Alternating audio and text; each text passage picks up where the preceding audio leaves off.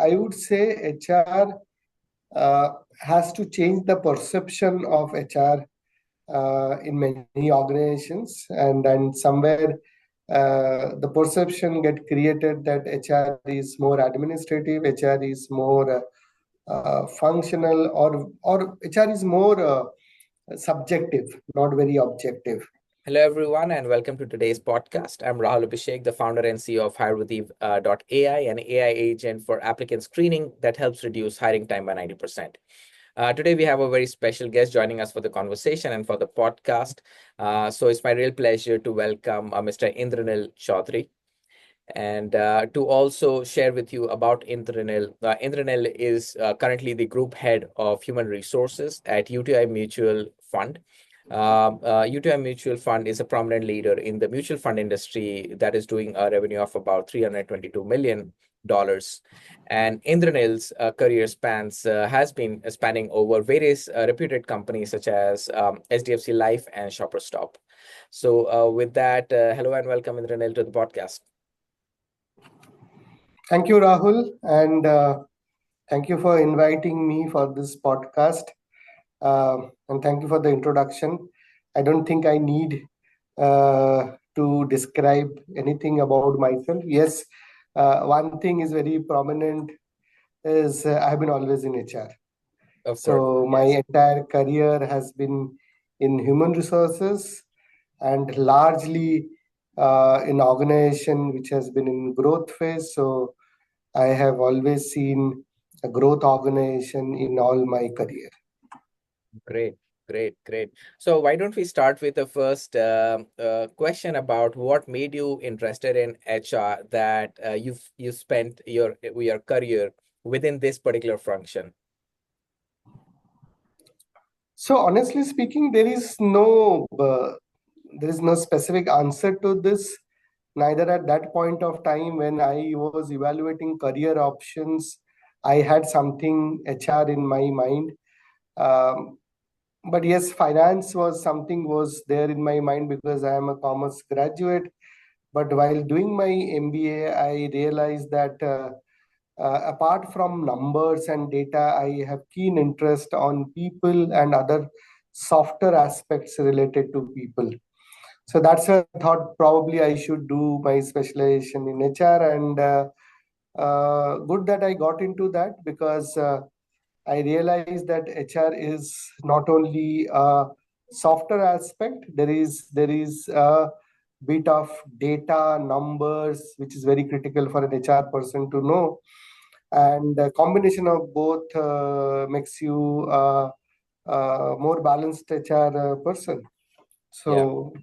That's how I chose this, and I'm here. Yeah, thanks. That was interesting to know your initial interest in finance and then moving on to HR. Perfect. So let's get started. So Indranil, one of our thinking, and we really believe it, and so is that we believe that HR are the superheroes of the organization. They are one of those critical functions that really brings the people to join in on the company's mission and vision and make it happen. And without them, of course, the right people would not be there. I just want to get your perspective on that thinking. Do you think that is the case? Yes or no? And then later on, we could also discuss a bit about what are some of the inherent weaknesses that you observed over the years that any HR professional should be aware of and work towards improving. So to start with, you mentioned superheroes. I think HR wants everybody to be superheroes in their organization, and that's the role of HR, to create superheroes in the company. Having said that, HR is one function which is very channel agnostic because we work across all functions. Right. And that gives us a clear understanding of the length and breadth of the organization. And that helps us to build the right culture in the organization. I think an HR professional who has seen end-to-end organization would be able to vouch that how cultural tenets can be built in the organization when you see things end to end. And that's something which every HR person should demonstrate. And that's how we become the torch bearer of the culture, values, yes, with clear mission and vision of the organization. Yeah, definitely. I mean, that is a very well put and very unique perspective that I've not heard before. But to make everybody in the organization a superhero, that is great. So then the other side of the coin, which is what are some of the inherent weaknesses that you've observed that either the function or the people often have, and is just something that people are either working around or they should very actively work on improving? I mean, I would not say weakness, but I would say HR has to change the perception of HR in many organizations, and then somewhere the perception get created that HR is more administrative, HR is more functional, or HR is more subjective, not very objective. Whereas HR department or HR functions role is to be more objective and focus on the organizational objective and the deliverables. Right. I think HR has to establish, or every HR person should establish themselves as a business partner, not as a business facilitator or a supporter. Obviously, you support, facilitate, but you also become a business partner to the business, where you understand the business very well from the length and breadth of the business, and then give solutions to the business. That there you get, if you do that, there you get a lot of positive vibes from the business. Right, right. Okay. And then when you say partner and understanding the business, to what length or degree do you feel or depth the HR profession should go into to really understand the business or the pain points, or any thoughts in that direction? Because of course HRs have their own roles and responsibilities as well. So what is that kind of balance? See, the perspective is, or this entire space is quite broad. But I'll give you one example so that it's become very clear. When you are hiring people, you are hiring people for the business largely, or business or different functions. Right. If you do not understand the business, how would you know whether the person will fit into the role or not? Yeah. If you do not know what are the challenges this person will face on a day-to-day basis, what are the opportunities he will get in this organization and in this role, how would you sell the role to the individual, or how would you evaluate the individual fitment into the role? Very often it happens that we end up only evaluating uh, the basics of behavior for the person, but may not fit into the organization in terms of the roles and responsibility. So HR has to probably go one or two step ahead and evaluate from a business need perspective whether this person will fit into the role or not. So you need to understand the business challenges, business expectation, and the kind of person role will be able to achieve those kind of things. Right. So then, as a HR leader in the company, what kind of challenges that you typically come across and encounter that you have to either frequently you come across, and then how do you then go about addressing those? So I will talk about that, uh, and I'm talking about uh, recently. I mean, maybe last 1 year, 2 years, things have become more dynamic, and especially after COVID, things have become more dynamic for two, three reasons. One is the way we used to work has shifted significantly. Second is you see a lot of new gen population is coming to workforce. Right. Okay. Third is technology and digital has become uh, a critical part of your job.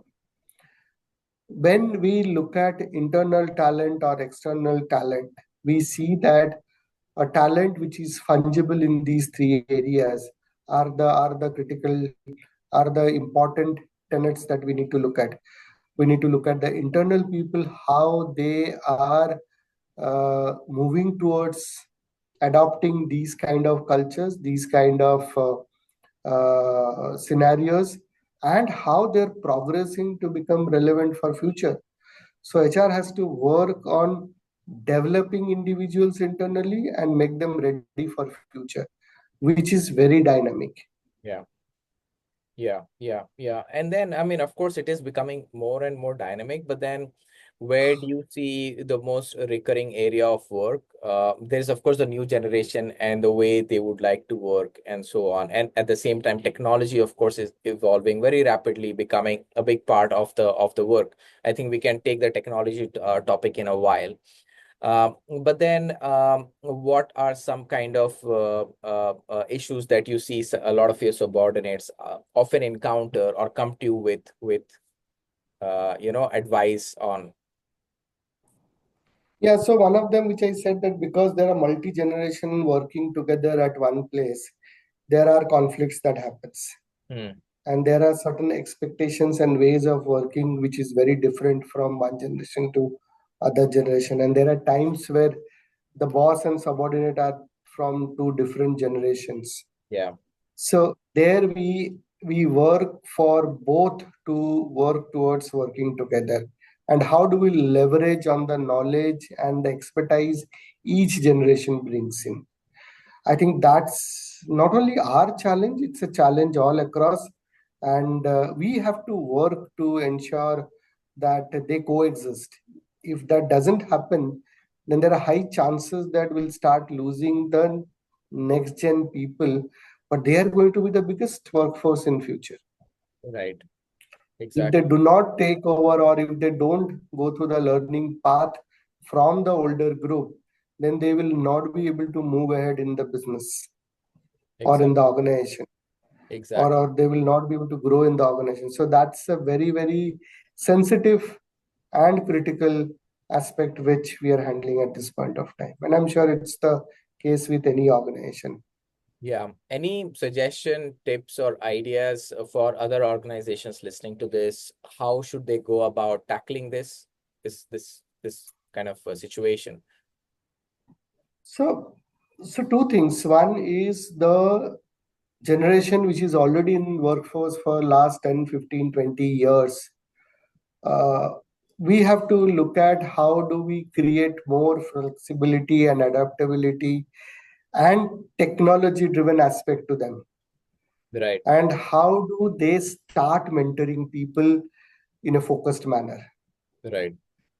Because if they don't mentor people in a focused manner, the new generation do not give due credit or respect to the older generation. So we are working on giving coaches, mentors to the senior leadership team so that they in turn mentor and coach their team members. I see. So there are And substantial, that's yeah, going to bring that significant shift in the mindset. I see. So there are substantial efforts and coaching and teachings going on Yes. to really harmonize and bring the generations together. Uh, Yes. And so, for example, so this is definitely one of the areas. But if we zoom out, and you've been, of course, in the industry for such a long time, in the recent times, let's say post-COVID, what are some of the trends that are really striking you and you're seeing it very evidently happening in the industry? Again, focusing primarily on the HR function itself. One is every organization is working on talent pipeline. Whether it is, you can call it succession planning, where we are calling critical talent, ring fencing, developing talent, putting talent in different roles, Uh, the idea is that what I see that people should be fungible. In case of any situation, somebody should take over the job of somebody in a different role, and irrespective of channel and irrespective of geographical location. So that fungibility in talent, knowledge, and skills is something we are seeing that it's happening big time. The second one, I said that we every organization is looking at practices and policies which would attract new generation people and also create uh, harmony between the new generation and the old generation. And the third piece which I'm seeing is that a lot of focus on tech and digital for every function. Right. And every organization is ensuring their team members are well versed with all the technological, uh, whether the applications or anything that they're implementing, how their employees are adopting them much faster, so that they can eliminate operational responsibilities and focus more on productive business focused responsibilities. Right, right, right, right. Makes sense. Now, if we just dig deeper into the technology aspect here, and of course, AI is one of the big terms and impacting our workflow. Let's first talk about how have you seen the overall HR strategy process being different now with the integration of so much technology and AI. And then perhaps if you have any insights on how have you seen even smaller workflows getting evolving a lot from what it used to be back in the days. So I think if you talk about HR, there are three things distinctively I see that, and we are all working towards making it better and better. One is all HR processes are getting automated. Yeah. Second, there is a lot of data driven decisions, and what I mean that there's a lot of data that is available.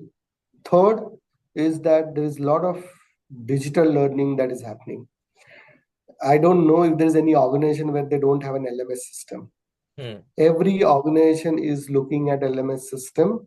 Every organization has got content and training program which are not static, which are evolving on a, if not daily basis, maybe weekly, monthly basis.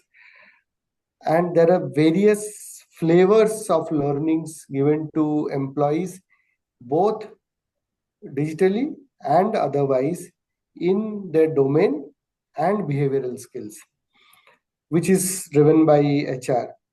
When I said HR has got a lot of data, so I meant that HR has a lot of focus on productivity. Right.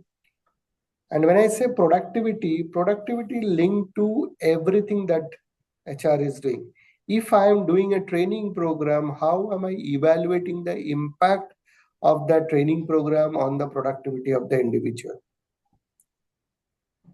Or if I am putting certain people in certain roles, how is it enhancing the performance of that function and how it is impacting the organizational goal? So from that perspective, I see that HR is no more doing activities.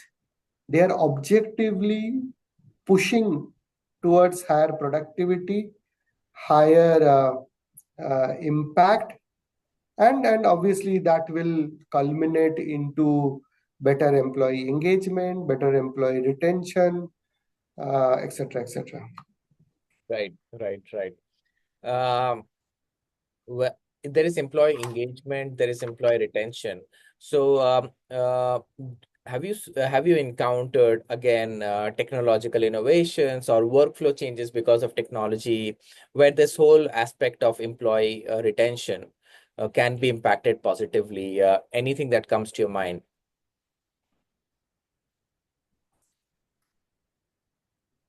I mean, one very there are two aspects on technology for employees. One is how do we make their life simpler? I mean, so far, employees' life was had a lot of operational challenges. How do technology can make their life simpler so that they focus on more productive work? Right. One. Second is how uh, technology can help creating awareness among employees. Hmm. Is the second objective that we see, which can ensure that we have higher retention and better engagement. And the third one is that how technology evaluates the engagement level of people. Gone Yeah. are the days when we used to do one annual engagement survey. Now there are, if I may use the word, mood swings on a daily basis. You check the mood of your employee on a daily basis and understand, do an analysis that what went wrong, that employee mood was lower on a particular day, and do course correction. Yeah, yeah. I mean, yeah, exactly. I mean, those are great examples. And if you're able to understand this, the sentiment of the organization, then you're able to do something about it.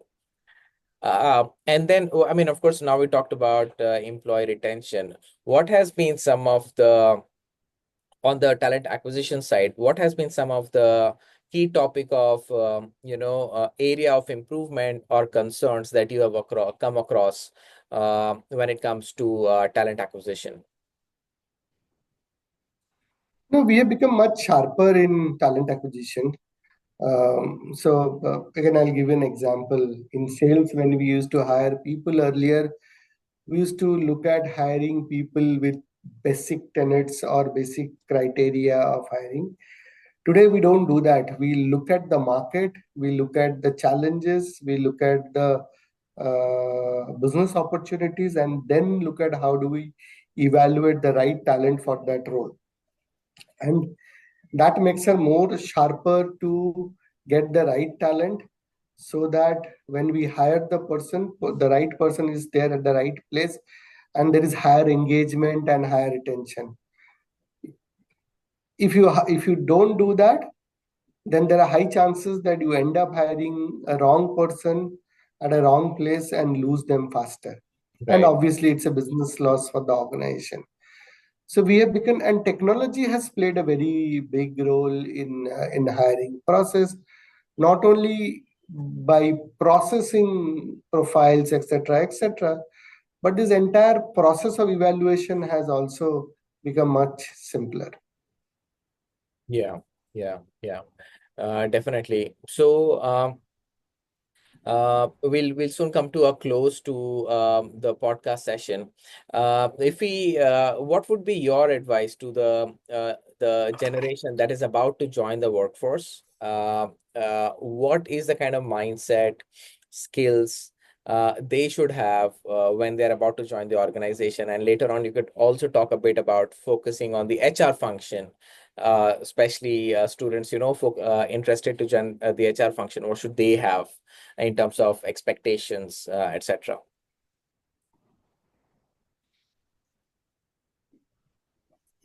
Rahul, I see today the generation is such that they have a lot of clarity in terms of what do they want to do, and there are several options that is available today, which was not there probably 15-20 years back. I have seen cases where somebody who is a brilliant mathematics student or a science student has opted for music, or somebody who is great in say maybe English or language has opted for art or some other role, and we encourage that. So from that perspective, I see that people choose their career based on their uh, what do you call, willingness or passion. They choose their passion, and that's the first and foremost thing I would advise to everyone, that don't go by what others are doing or what career your friends are choosing. You think about which career you want to take, which will give you a lot of happiness. You'll feel passionate, and you'd love to do, not because, oh, this role looks lucrative, the salary is good, etc., etc. So that's one advice I have, and there are several career options today which is available. So there is no dearth of career options. So you should choose your career options carefully, because that's what will set the foundation of your career.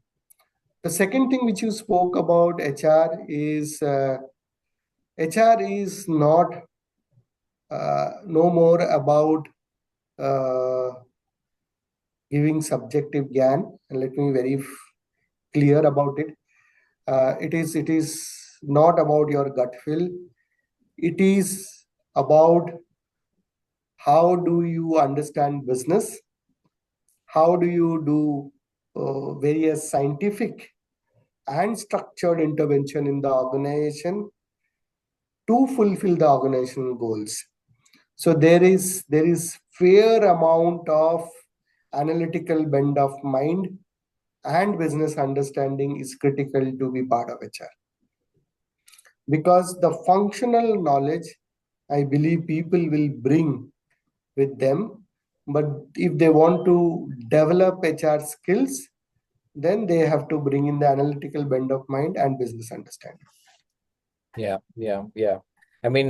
Those are good in a way point of views to keep in mind, how to even think about the function itself.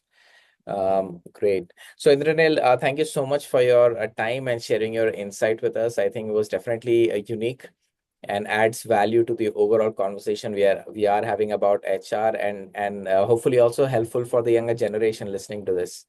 So thanks again, and we wish you the very best going forward. Thank you, Rahul, and all the best. Thank you.